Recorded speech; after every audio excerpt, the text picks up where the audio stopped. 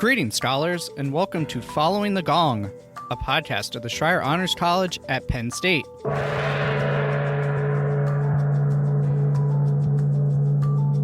Following the Gong takes you inside conversations with our scholar alumni to hear their stories so you can gain career and life advice and expand your professional network. You can hear the true breadth of how scholar alumni have gone on to shape the world after they rang the gong and graduated with honors, and learn from their experiences so you can use their insights in your own journey. This show is proudly sponsored by the Scholar Alumni Society, a constituent group of the Penn State Alumni Association. I'm your host, Sean Goheen, class of 2011 and college staff member. If this is your first time joining us, welcome. If you're a regular listener, welcome back.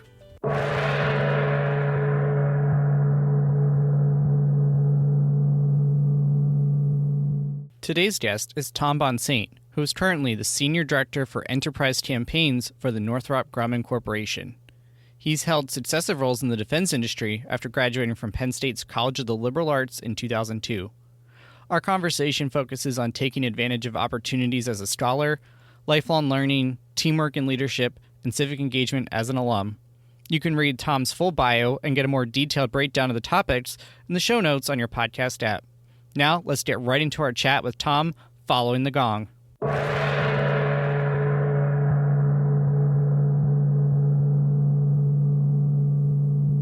Tom, thank you so much for joining me today here on Following the Gong. It's been a bit of a journey to get you on here, but I'm excited. I know we connected on LinkedIn, which is another example of the great power of that tool.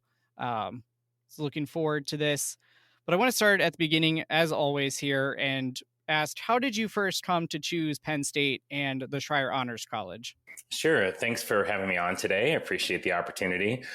So I'm a 2002 graduate, and that'll probably come through in some of the things that I talk about. My experience has been shaped by 20 years since being at Penn State.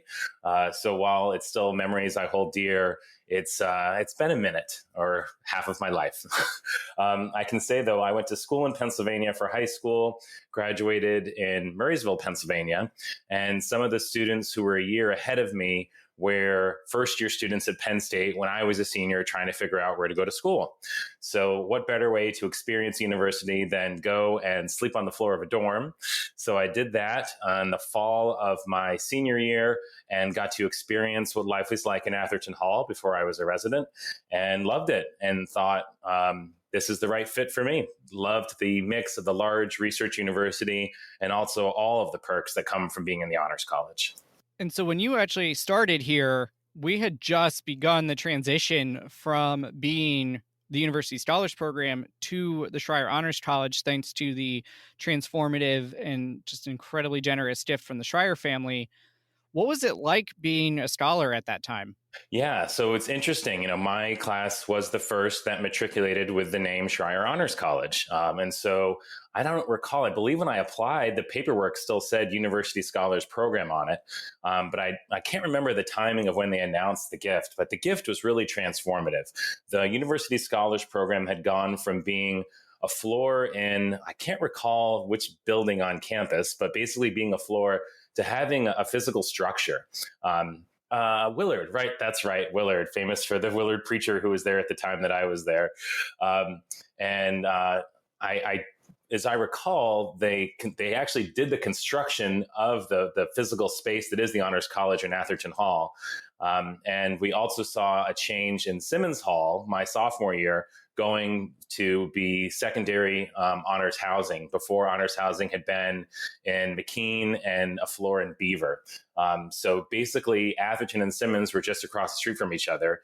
And so my sophomore year, I moved into Simmons as a scholar assistant and got very close to the Honors College and learned a lot about all of the ways that I could make the Honors College things that benefit me, like the ambassador travel grant, getting to do honors options in certain classes, and even working with a professor that I liked so much from my freshman year and getting him to create by my junior year his own honors class, which is fascinating. It was about hate crimes in Pennsylvania, geography class. So yeah, I could keep going on and on, but I'm sure you have more questions, Sean. So let's stick with your script.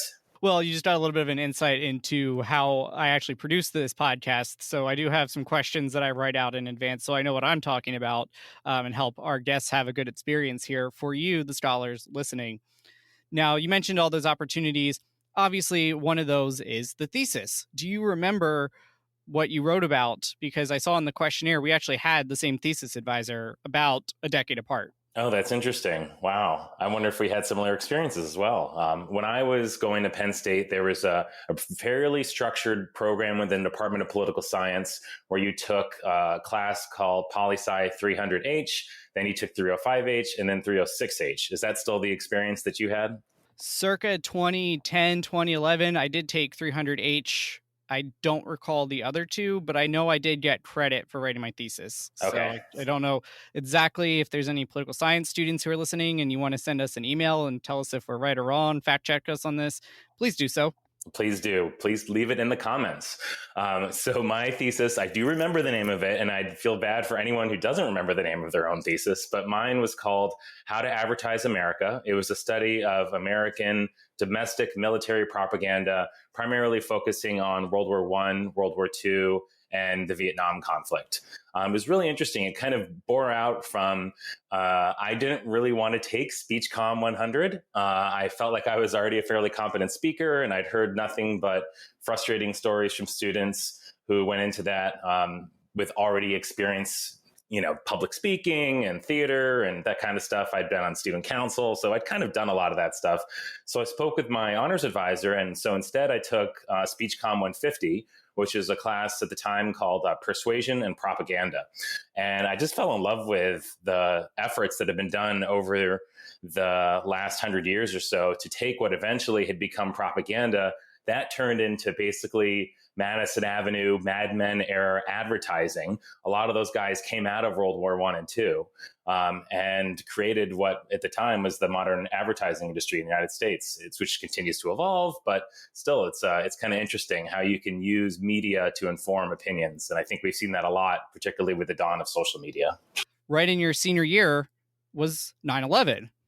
Correct. How did that impact kind of the campus culture and your personal experience as a scholar, particularly in the political science department? Sure. I'd like to answer that question, but to provide a little context too, in August of but the month before 9/11, in August of that year, at the end of the month, I had just finished an internship working at the Pentagon. So the people and the building were very, very familiar to me. I had a lot of friends working in the Pentagon when it was attacked. And thankfully, none of my very close friends were killed. Some were injured, but none of them were killed in that attack. It's a tragic loss of life and a scar that remains in America and ultimately shaped in many respects the foreign policy that we've lived the last 20 plus years. So 9/11, I was walking through the hub. The first plane had just hit, and I sat down in 100 Thomas for IB 303 when the second plane hit. It was very clear at that point that it was a deliberate attack. And the professor used that as a moment. He actually had the TV broadcasting in 100 Thomas. So we all watched the second plane hit in that room, hundreds of students. And he turned the TV onto mute and he started teaching. He took that was a horrific moment and turned it into a teachable moment. The class, as I said, was international business. And so this professor talked about, what this meant for America, what it meant for the world. And then I don't recall exactly what went out, but essentially the classes were canceled. We all went home, and then we all tried to get in touch with family because for many people, we had heard about the plane landing in Western Pennsylvania, and it was unclear in early reports exactly where the plane had hit. My parents were living in Western Pennsylvania at the time, and so we were all quite worried for each other. I want to take a step back to something positive after a very horrifying time and a very tragic event in American history. You mentioned that you had interned at the Pentagon right before that. Can you tell us about that experience, how you, as a liberal arts major, got an internship at the Pentagon, what you were doing, and what you learned? Sure. And again, I kind of have to provide a little context up front first. So, my first year at Penn State, I got an opportunity to go to the Naval Academy Foreign Affairs Conference. I was one of two students that represented Penn State there. And while I was there, I met Dr. Michael Mazar, who at the time was a research fellow at the Center for Strategic and International Studies. CSIS in DC. And so, working with him, he basically said, "Hey, we have internships. You should get in touch." So I took advantage of that. And this is what networking looks like, even back in the 90s, and reached out to him. And he got me my first internship at CSIS. Then the next summer, when I was looking around at what I wanted to do, I took a more deliberate effort and said, all right, I got the CSIS thing going on. What can I use for my network? And so I ended up getting a job at the State Department. And so I interned there in the Bureau of Political Military Affairs for the summer.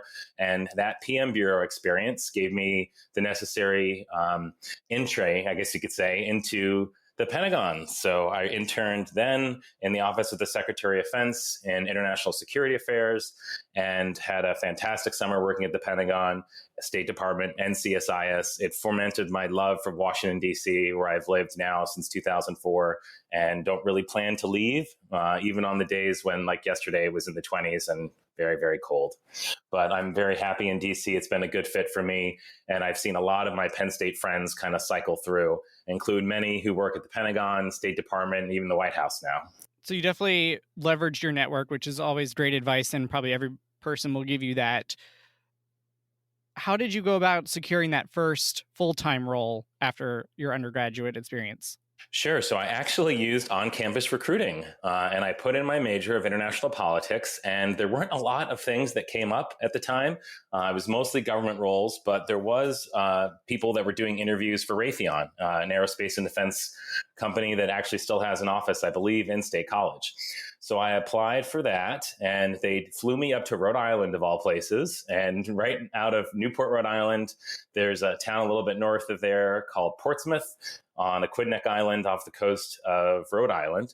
And I did an interview there. And initially they had brought me in to have me work in contracts. And so I thought, well, this is interesting. I didn't know that I'd be using my liberal arts degree for this. But as I was going through the interview process, one of the interviewers saw that I had worked at the State Department and saw that I had worked on the office that wrote policy relating to export control. And so they actually created a job for me. It's kind of an unknown thing at the time. I was kind of like, wait a minute, you're going to do that? But at the time, I was just coming out of college. So by their perspective, I was fairly cheap. And so they were able to hire me in.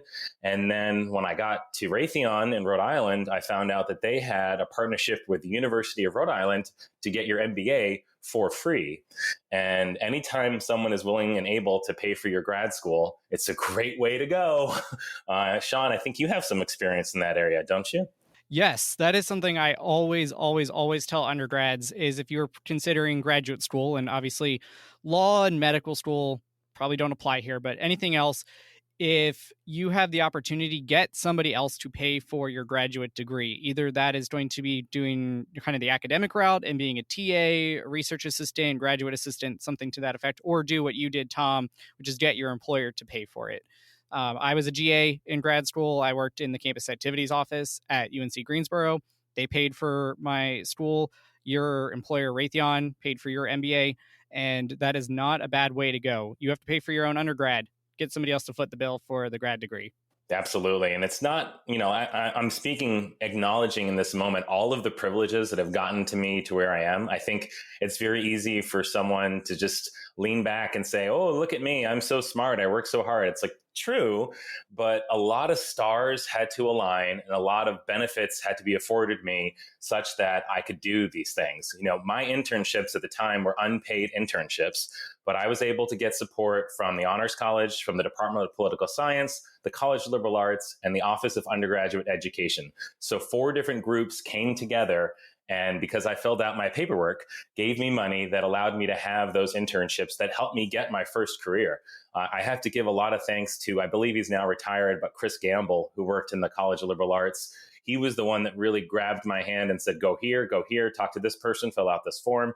One time he sent me an email and said, hey, fill out this form. It was 1 page. I sent it back and I got $1,500 in my student account or with the bursar because it was some named scholarship thing for people who were studying what I studied and had a certain GPA.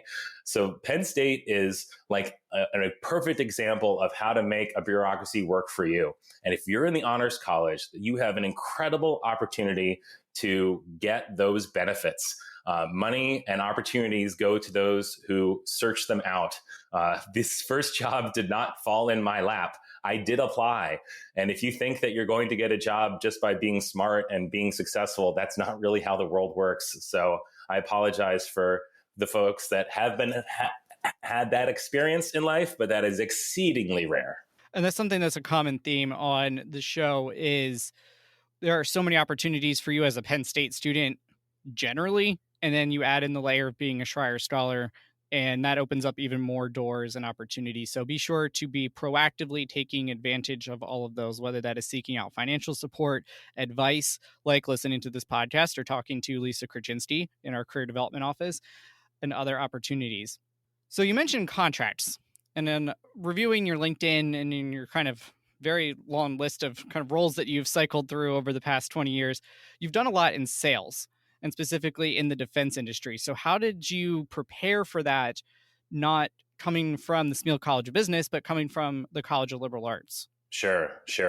So I also don't have an engineering degree and work in a highly technical field. So let's add that in too.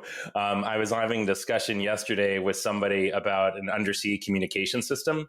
And at the end, they said, "Oh, would you like to work on this project?" And I said, "Well, my degree's in international politics. I don't know that I'd be able to do very much coding for you." And they laughed and they "Oh, I didn't know you did that." It's like, well, yeah, but I've been doing this for 20 years. I went to Penn State for 4.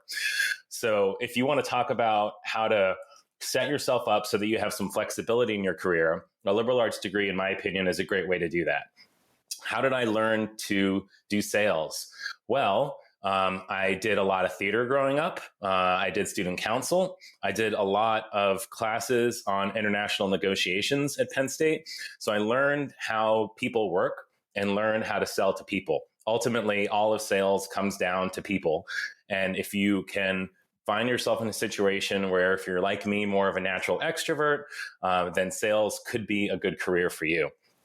I went into Raytheon working in the business development function, but working in more of a policy advocacy kind of standpoint, where I was basically flying down to DC and advocating on behalf of Raytheon for the sale of weapon systems overseas. At the time, I was mostly focusing on sonar, command and control systems on ships, and on submarines. So I didn't know much about that going in, but eventually I learned. And while I was getting my MBA, I also was elected into Raytheon's business development leadership development program. So for 2 years, I had rotational assignments and educational opportunities, professional development, networking, where I basically was taught how to do business development and did business development roles where I was basically assisting other people. And so when I finished that 2-year rotation, basically my third year with the company, I got promoted to a manager level role, which is not usually something that happens with only 3 years of experience, but it did because I had done this management training program and I had my MBA at that point. So I was able to move from somebody who was living up in Rhode Island to somebody who was down in DC and basically rebrand myself, not as a new hire or as a kind of a young kid, shall we say, because that is some of the old school mentality that I was facing at the time. And ageism is alive and real in America.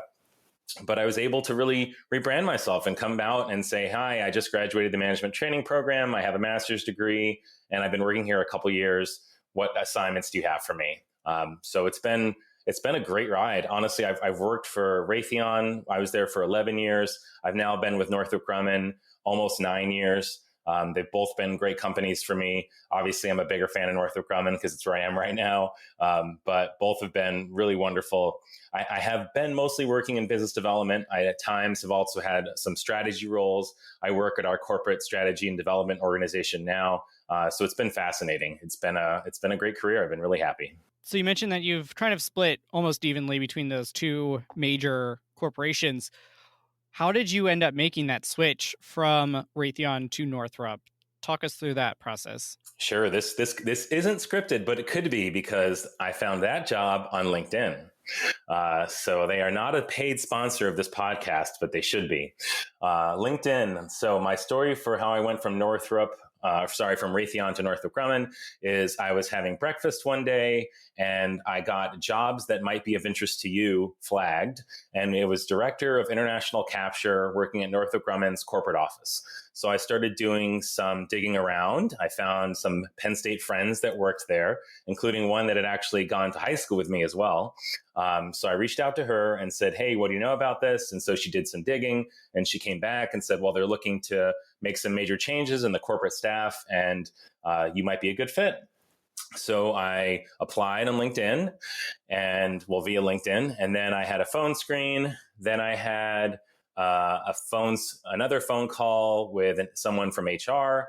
Then I had a panel interview with 5 vice presidents. And then I had a final closing interview with the Chief Global Business Development Officer at the corporate headquarters, a few doors down from the CEO. It was very intimidating, but the process itself was basically trying to suss out if I'd be a good fit for a team that they were looking to put together. So I joined that team in 2014, and it's been wonderful. I've been with Northrop since I started actually on April Fool's Day. So April 1st, 2014, I walked into the office and got my badge, got my computer, got my office, and met the CEO while he was getting himself some soup down in the cafeteria. My boss introduced me to him, and it told me a lot about the then CEO, that he would take his time to go get his own soup because clearly he could have had people bring the soup to him. But he was out and about and people were coming up to him and he was very cordial. It left a really good impression for my first day of work. You mentioned that you work in strategy development, and obviously the world is only moving at a more breakneck pace, especially the last 2 years have exemplified that. So how do you balance the need for long-term thinking with needing to be agile and flexible to, especially during a pandemic where, in November of 2021, it felt like it was almost over. We were in the tail end, and then Omicron variant comes along and upends that. How do you balance those competing forces? Yeah. So the pandemic is something that's obviously impacted all of us, and it's impacted us as an employer as well. We've been really lucky that, at least from my personal perspective, that there was a vaccine mandate that was put out for all federal contractors. That's currently in a fight in the court system. So I won't comment on that, certainly on behalf of Northrop Grumman, but I can comment as an individual that we've had really high vaccination rates. And I am a believer in science and believer that vaccines work. So maybe people will come at me for that, but I'm allowed to have my own opinions. And my opinions have changed and evolved as the data has continued to evolve. And I think that is the sign of a strategist. If you go in and have a particular point of view, that's fine. But if over time your point of view does not match the data that's in front of you and you continue to hold that point of view, then the problem is not with the data. The problem is with your point of view.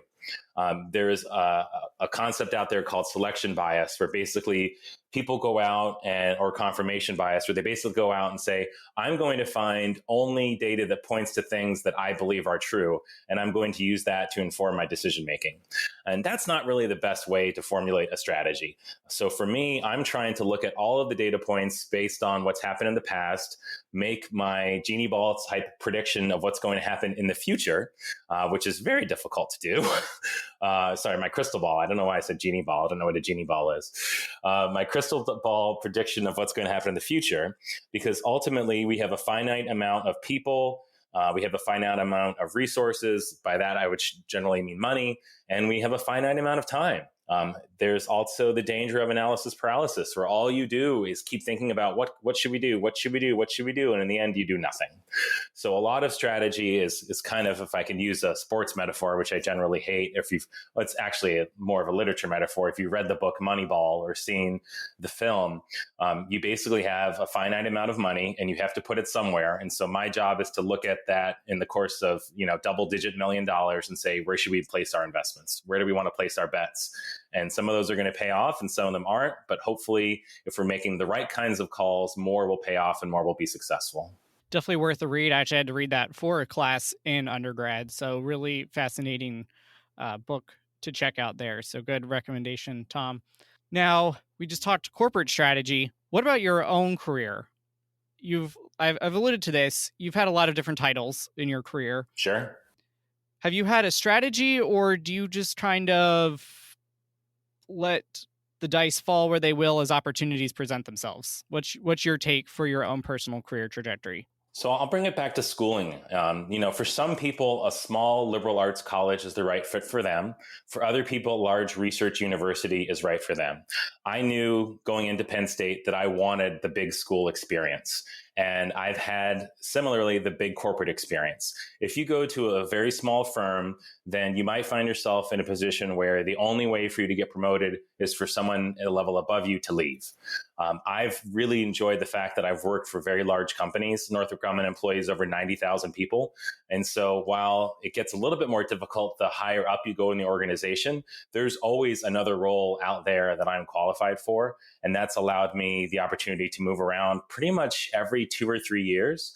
It's been my experience that when I first take on a new role, I spend the first year learning a lot.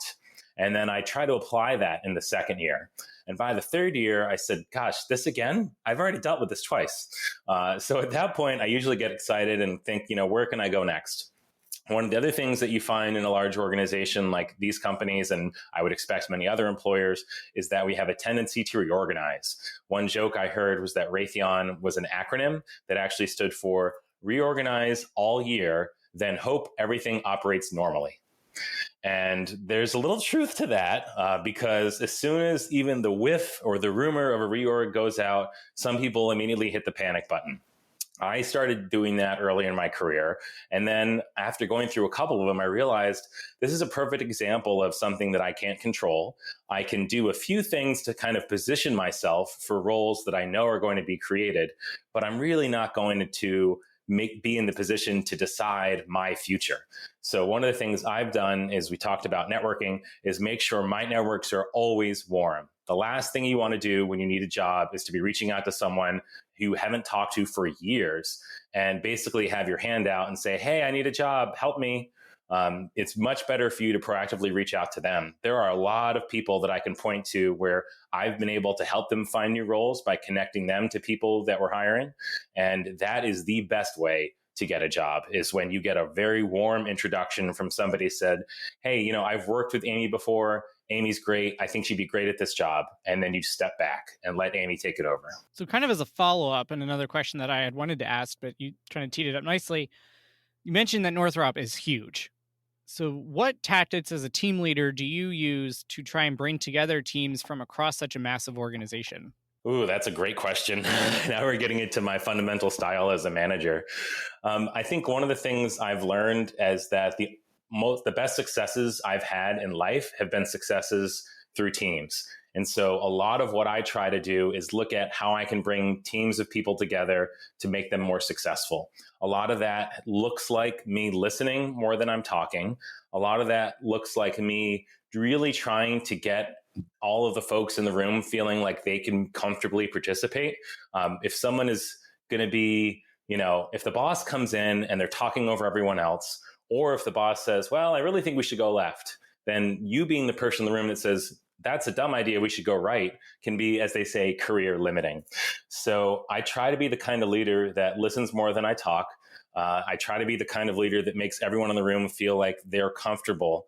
And I'm trying to also lean on the expertise of the people around me. People say I'm not the smartest person in the room, and that's a bit cliche, but I work with literal rocket scientists. I work with people who built the James Webb Space Telescope that had 300 plus maneuvers it had to do in space that were single points of failure. And so far, as of today, January 12th, it's done all of them. So this is a $10 billion piece of equipment that's been under construction and thought about for the last 20 years and is going to let us look back to, someone will again fact check me, I think 13 billion plus years into the past and the foundation of the universe. So I am truly very often not the smartest person in the room, but I want that person to feel comfortable telling me I'm wrong or telling me why they think we should be doing something. I think a lot of leaders come in and say, I've been doing this for 20 years and this is the way we're going to do it because this is what worked for me 15 years ago. So, well, the world's a lot different than it was 15 years ago. So you better make sure your thinking is updated too. And I'll put my own MBA coursework to good use here. The term that you probably could call that is psychological safety. Really important to look into that, regardless of what your major is. So, hit pause, maybe go on Wikipedia and peruse that article for just a minute here, and then come back and join us. Now, I noticed in the questionnaire also, so kind of on the same vein and taking that a step further, in addition to your regular day job at Northrup, you are also an executive sponsor for I think you called it an employee resource group. Can you talk about that and how you got involved and why you take on that additional work? Sure. So I live my life as an out cis gay man here in DC. I'm not outing myself on this podcast. I may be to some people who don't know me, but that is my lived experience. And I wanted to create an environment at work that was welcoming to our employees, to make them feel like they can come out at work, because studies have shown that people who are out at work are happier and more engaged at work. So there is data there. And I wanted them to feel like we're a good employer, what we call the employer of choice. With 90,000 employees, we have a certain amount of turnover. We have people who retire. We have people who seek new careers. We have people who decide for one reason or another to leave the workforce. So we're always hiring. And I want people who are on the LGBTQ plus spectrum to feel like Northrup is a good place for them. So being in the employee resource group was something that I joined when I entered the company. And now I work as the executive sponsor for one of our chapters. I've been really pleased with some of the progress we've been able to make. Progress is not done. Like with any sort of thing in American society, things continue to evolve and the bar keeps getting higher.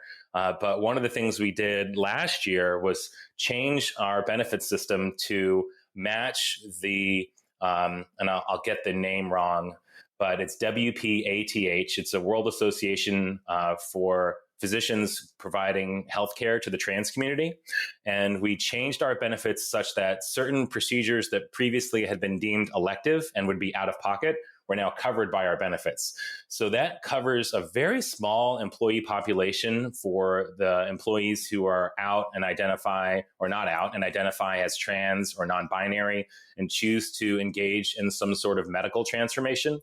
That's not the experience of all trans and non-binary people, but for those who do go through that process, it's incredibly expensive. I don't know other than anecdotally kind of what that means, but for people who want to go out and feel like their life matches their way they feel inside, that can be incredibly expensive, and you shouldn't have to go into debt to be who you are. That is absolutely incredible, Tom. Great work there. Now, I know you're involved in some other community groups outside of work. Do you find some balance by getting involved in the community? Obviously, there's probably no shortage of things to do in the DC area. How do you kind of, I don't know if relax is the right word, but how do you find that balance outside of work? Sure.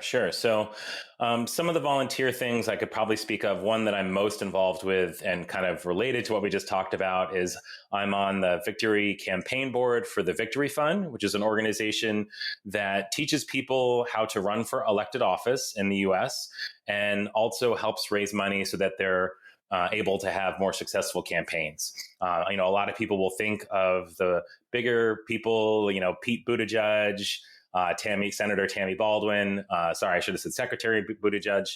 But there are people who generally are running at all levels of government, including one of the candidates that we endorsed. It wants to be on the board of a library for their community, and that is an elected position. So we basically have a staff that, and I'm a volunteer, but they have a paid staff that goes out and finds candidates and helps train them to run, and then helps fund their campaigns. And so that's been something relatively new that I've gotten involved with. And it's been really interesting to learn how the process works and actually to get to know some of the elected individuals. I went to an event in December with somebody who, I'll say his name. He's the state senator for Massachusetts, and we went to dinner. He's a state senator, Julian Sear, who represents Cape Cod, Martha's Vineyard, and Nantucket. And I'd met him a couple times in Provincetown, where it's a very popular gay destination spot in the summer, but I didn't really get to know him. And so these last couple times, I've actually got to know him a little bit better. And it's interesting to hear him talk about the things that impact his community. One of the things that is huge for them right now is offshore wind farms.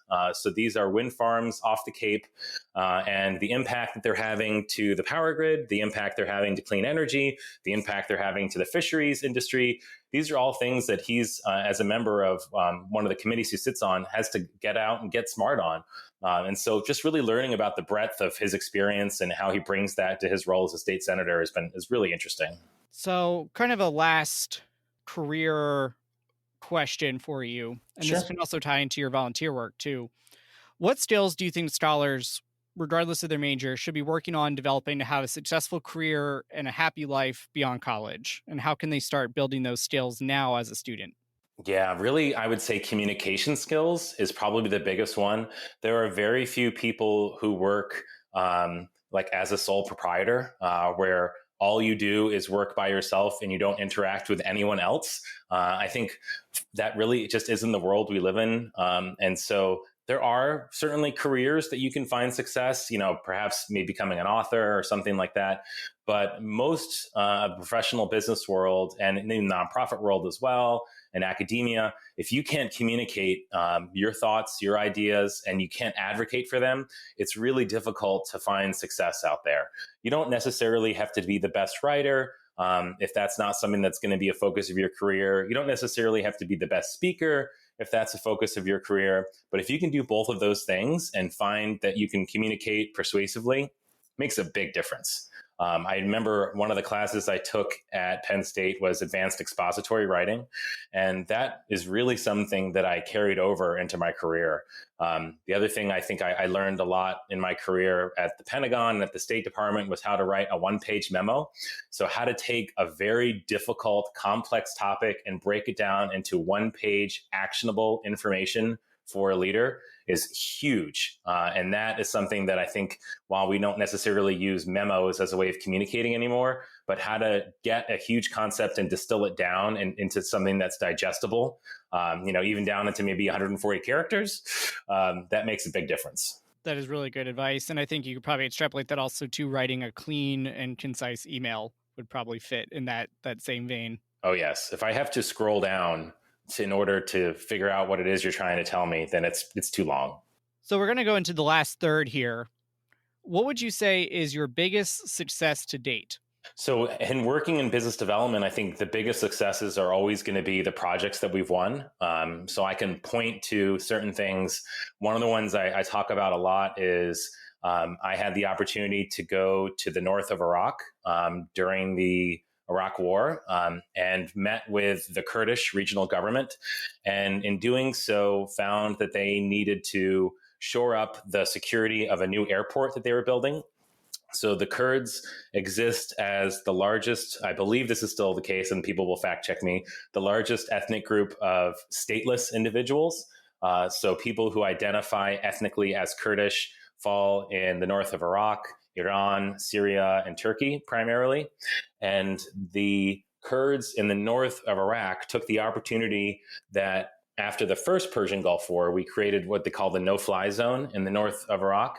And so the Kurds were able to basically create a level of autonomy under Saddam Hussein, and then certainly after he was toppled, that allowed them, after he was toppled, to form their own government, create political parties, et cetera.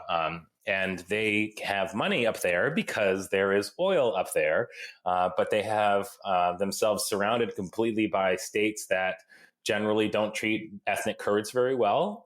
That's my personal opinion, again. And I think history would point to that as well. So the Kurds need a way to get in and out of their country, and they need to be safe and they need to be secure. And so that was the problem that they came to us with. And so I was on a team of individuals that went to the airport as it was being constructed and did site surveys and eventually prepared proposals for what would eventually be a winning contract for that.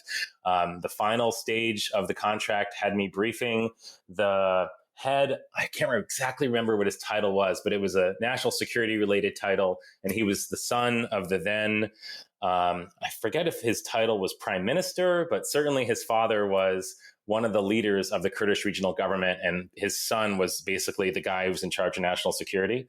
So again, kind of intimidating going to brief him at his fortified palace that was on the top of a mountain.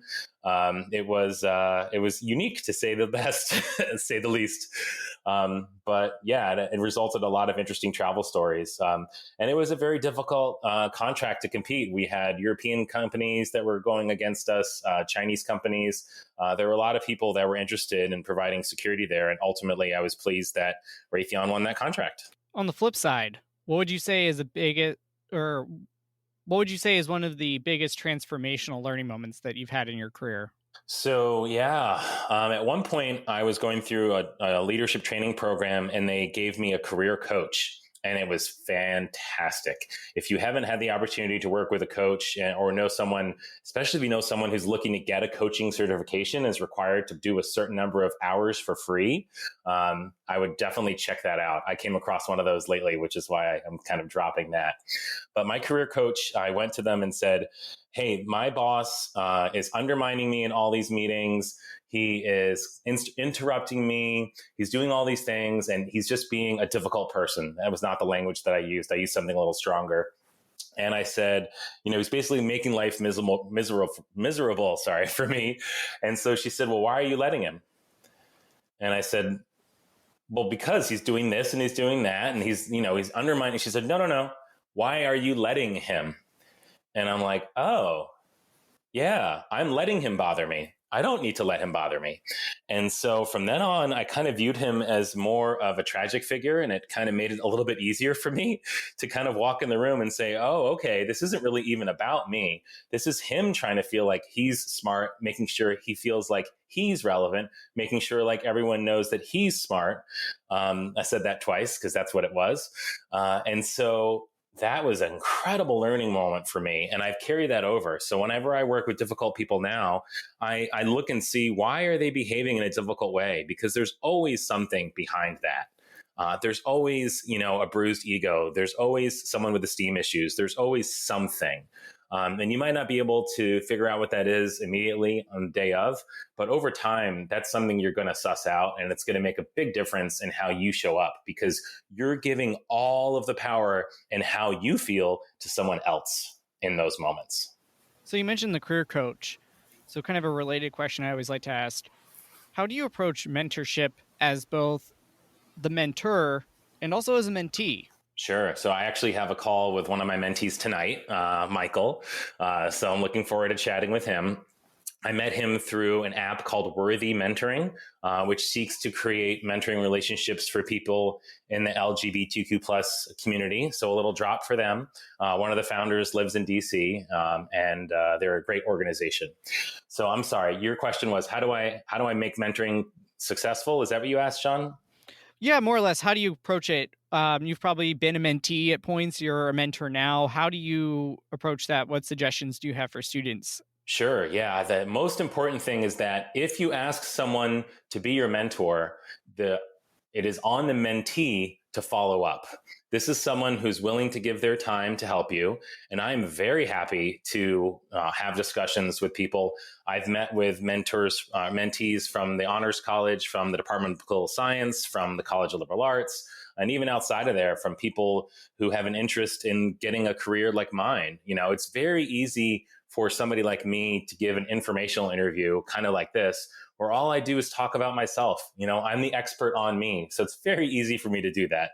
I think in mentoring, I look a little bit differently because I'm not there to talk about me. I'm there to listen to experiences that someone's having and then ask them, well, if that's a problem that you're dealing with, what is something that would make this better for you? And then saying, all right, what's the concrete first step you can take tomorrow that's going to get us down that path?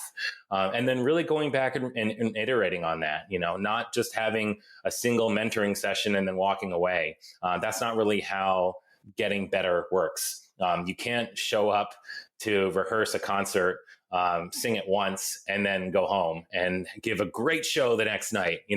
Any sort of performing arts, any sort of sports, any sort of really anything in life, the more you do it, generally, you're going to get better at it.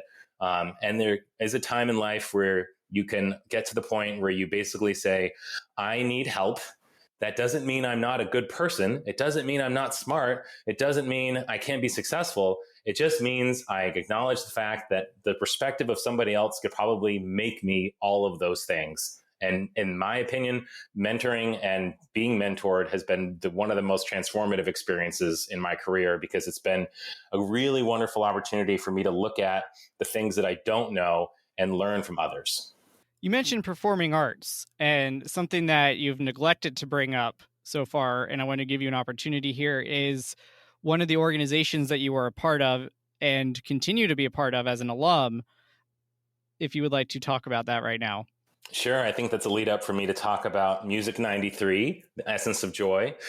So my first year at Penn State, I joined University Choir, which at the time was led by Dr. Anthony T. Leach, who was also the conductor and founder of Essence of Joy. So I did University Choir for a year, and I went to see an Essence of Joy concert and thought, wow, I love this. I already loved Dr. Leach and his conducting style and the way that he taught music. But I didn't know that I could really, as a person who identifies as white, perform music of the African and African American tradition in a way that was from a place of appreciation and not a place of appropriation. So Dr. Leach invited me to attend certain church services in DC the summer that I interned at CSIS. And I went to those services and felt incredibly welcomed and really sang the music along with the congregation and realized this is music I can learn to sing. And having Dr. Leach in front of us, teaching it in a way that is respectful and reflective of his experience as a music educator and as someone who grew up in what he would call the Black church. I don't know. I mean, it's hard for me to find the words to describe what being an Essence of Joy was like. Truly transformative. I'll give just one example. We did a Southern tour, and we went to the historic Ebenezer Baptist Church in Atlanta, where Dr. Martin Luther King Jr. Was a preacher, and where his father was a preacher, and his mother played on the console. And while there, it's now a National Historic Landmark, we had a park ranger there. And so Dr. Leach went up to the park ranger and said, we're a choir, can we sing something? And we did. And we sang We Shall Overcome. And we all started crying. And we sang How Great Thou Art. And Dr. Leach went over and was playing on the console, and we sang How Great Thou Art, and everyone was crying. The park ranger was crying. The tourists were crying. And then when we were done, the park ranger went over to Dr. Leach and said, this is the console that Martin Luther King's mother was playing when she was assassinated. So interesting fact for people who don't know that story. I'm sure you can look that up as well. But just to have that be a moment that happened to me 20 plus years ago, and I can recall it like it's yesterday, that's the impact that Essence of Joy had in my life. A few years after graduating Penn State, out of a desire to keep singing, we formed a 501c3, the Essence of Joy Alumni Singers. You can check us out at eojas.org. And I've been singing in that group since it was founded, I believe, in 2005 or 6. It's quite a long time. I've been on the board of that organization a couple times as well. We've traveled in that organization. We've sung in South Africa twice. We've done Belgium, Luxembourg, and France. We went back to France again. We went to Korea. We've been all over the U.S. And really had a fantastic time doing so. It's been one of the most important and transformative experiences, like I said, of my life, and allowed me the opportunity to be on a stage and to perform, do something I love, and really see how music, especially that particular musical tradition, informs American culture, informs American society, and informs what it means to grow up as a person of color in America. So I noticed on the questionnaire that you also had a unique opportunity that I assume stems from your involvement in that group, involving a performance on BET. Is this correct? Yes, that actually wasn't with Essence of Joy. That was with a different choir that I sang with in the DC area. But the Daughters of the American Revolution have a Constitution Hall in DC, a performing venue, and Marian Anderson had been disinvited from there as a Black opera singer during the FDR administration. So that space, which is still around today, Mary Anderson then gave a very famous performance on the steps of the Lincoln Memorial, invited there by the First Lady at the time, Eleanor Roosevelt. You can find footage of that. It's amazing. Singing is hard. Singing outside is even harder. Singing outside in the winter as an opera singer is crazy hard. So incredible singer and incredible story. So as part of commemoration of that, and as we could probably also say a little bit of reparation for that, the DAR Constitution Hall invited BET to put on a concert. And at the 50th anniversary of, I'm sorry, I'm getting my math wrong. It wouldn't have been 50. It would have been much later than that. Maybe it was 75. I don't want to do the math right now. I can't, not while we're recording. This isn't my love language. But at the anniversary of one of those, they commissioned a piece from one of the singers from Sweet Honey in the Rock. And she created a piece called an Ave for Marian. And it was about an Ave, so in dedication of Marian Anderson. And so I performed that on BET, but the lineup was huge. They had Jesse Norman was there singing as well, and they had Malcolm Jamal Warner. But my favorite, though, because I'm a kid of the 90s, was MC Hammer. That is incredible. So I know you've mentioned a few folks along the way. Are there any other professors or friends from your scholar days that you would like to give a quick shout out to? Sure. Definitely Dr. Michael Berkman. He has been someone who I've kept in touch with. I think it's helped that he's had the same email address since the 90s. I won't give it out here, but you can look it up. I'm sure there's still a PH server or some sort of directory out there somewhere. Sean's nodding yes. Dr. Berkman was my honors advisor. I had him for Poli-Sci 1H. My first semester at Penn State, and was my honor advisor the entire time I was a student there. He was also someone who I would consider a friend. He's someone who's reached out several times when he said, hey, I'd like you to talk to the student. That's always been a good use of my time. He's never brought me anyone that wasn't interested in continuing contact and follow-up. My Poli-Sci 1H classmate, who's now famous as well, is Farnoosh Tarabi. She might be a good featured guest for you. She's another Honors College grad who now works in personal finance and journalism. She inspired in me an interest in personal finance. So I actually went out and got my certificate in personal finance from the University of Virginia. And so I now, on a pro bono basis, provide financial advice for friends and family. I have 2 sessions this week with people for about an hour. So that's been fascinating. One of my friends from elementary school, who I hadn't seen since the 2nd grade, even though we shared a tent together at Cub Scout camp, was in my dorm in my year of the Honors College, 3 floors away. His name is Dr. Brian Kovac. He's now a professor at Carnegie Mellon, where he teaches economics. He's another great person to talk to, has another interesting career trajectory where he had gone to Penn State to study engineering, then got a master's in public policy, then got a PhD in economics, and now teaches in a public policy program at Carnegie Mellon. So pretty fascinating person. And again, one of my friends since elementary school. We lost track of each other and then found each other on AOL our senior year, and then saw each other at, I don't know if what they call it now. I think it's called Showtime, but for us, it was called FitCap. Freshman Testing, Counseling, and Advising program was the then student orientation. So I saw Brian Kovac for the first time in like 10 plus years, and it was crazy. And then finally, Brian Kovac's roommate our first year was this guy named Steve, and Steve was friends with somebody named Laura. So I met Laura Rosenberger our first, I want to say like the second day of my Penn State experience. She is now the China director on the National Security Council, has had an incredible career working in government for the National Security Council, State Department, very senior roles. One of my very good friends, I was just at her house a couple weeks ago making latkes for Hanukkah. So a shout out to her as well. I would love to say that she'd be a great future guest, but she works more than anyone I know in life. And so I don't know when she was going to have any free time to talk to you, Sean, regrettably, which is a shame because she's fantastic. She hates when I do this, but she was our College of Liberal Arts Marshal. She graduated from Penn State with a triple degree and a 4.0 and a minor, at least one minor. So just incredible individual, wonderful human. And like her, like Brian, like all the other folks that have touched my Penn State experience, I'm really thankful that I have them in life.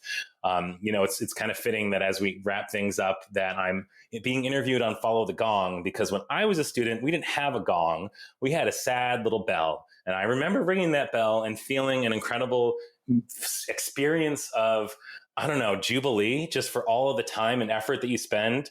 But I got to believe banging a gong is way more satisfying. Oh, it is. It is. And fall 2019, so we had one graduating class that got to use it before the pandemic began. We actually upgraded the gong thanks to a donor that provided the funds for us to purchase a full-size stage gong that you would see in like an orchestra. So that sucker is loud, let me tell you.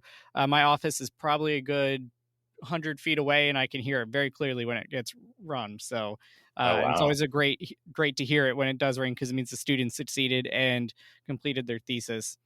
And just one quick note for those of you who are like, what is FT CAP or whatever? That's what we now call NSO. So that was the forerunner to a much better program that we have now in NSO. We still do Showtime, which is a key part of the Schreyer experience for our scholars. Now, you mentioned connecting people. I know we've talked about LinkedIn a lot. If a scholar wanted to reach out to you and do that informational interview, dive a little bit deeper into your story, Tom, how can they get a hold of you? I'd recommend LinkedIn, honestly. There's not many people with the last name Bonsaint on LinkedIn. So just look me up there. I'd ask that you send a message rather than just a request. I work in a field where there are certain elements of foreign governments that would be interested in creating a relationship with me.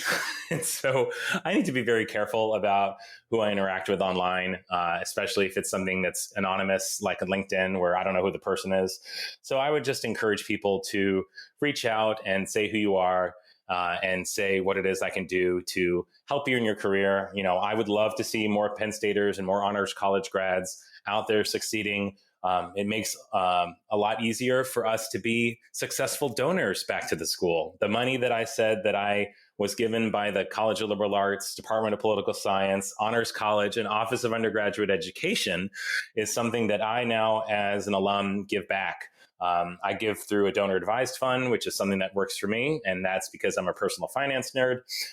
But in the end, those unpaid internships created the trajectory of my career. I would not have been able to have unpaid internships. I would have probably had to continue working at the Gap in the summer, and that would not have led me down the path. Maybe I would be a regional manager at the Gap right now. I'd certainly be better dressed than I am today, but I don't know that I would have had the same opportunity to use my degree in international politics in the way that I've been able to now. Well, we certainly appreciate your support on behalf of the development and alumni relations team here in the college and all of our students.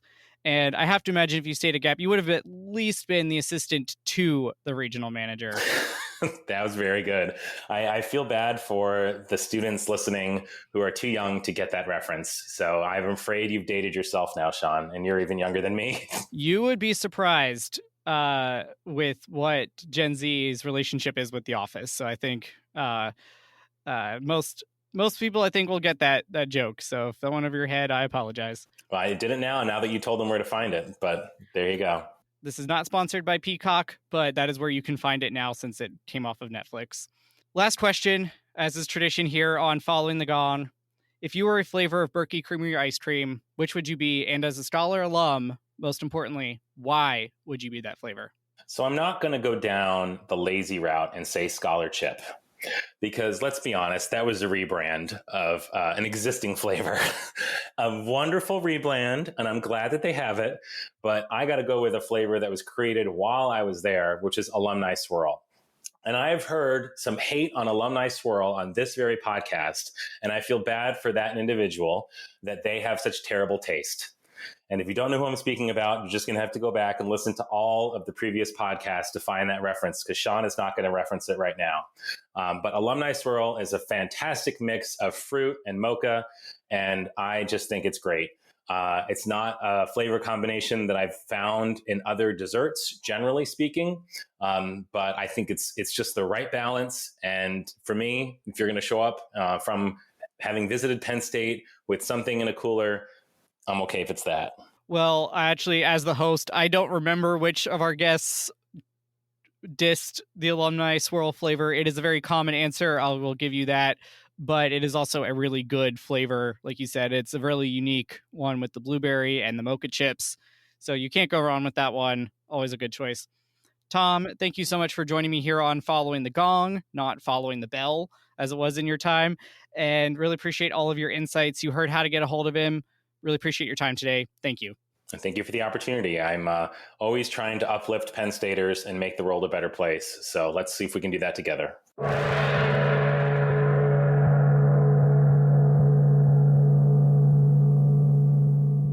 Thank you, scholars, for listening and learning with us today. We hope you will take something with you that will contribute to how you shape the world. This show proudly supports the Schreyer Honors College Emergency Fund, benefiting scholars experiencing unexpected financial hardship. You can make a difference at raise.psu.edu/Schreyer.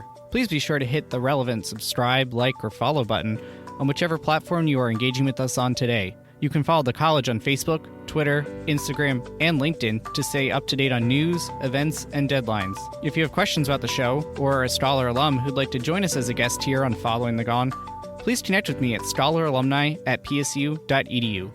Until next time, please stay well, and we are